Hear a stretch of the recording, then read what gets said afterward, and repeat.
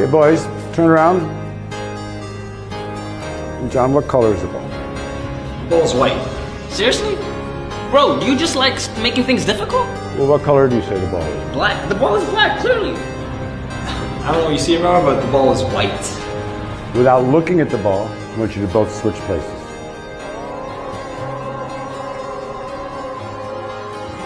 So both of you, please turn around.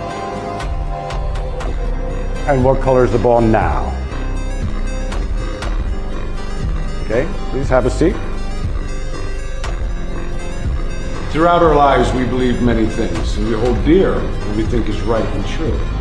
But at times there'll be others who disagree with us. What we believe to be 100% right, they believe the opposite just as strongly. Well, how can that be? Can't they see? We can become frustrated, we might grow distant, we may even sever relationships entirely. Slow down. Breathe. Step into the other person's shoes. Make all the difference.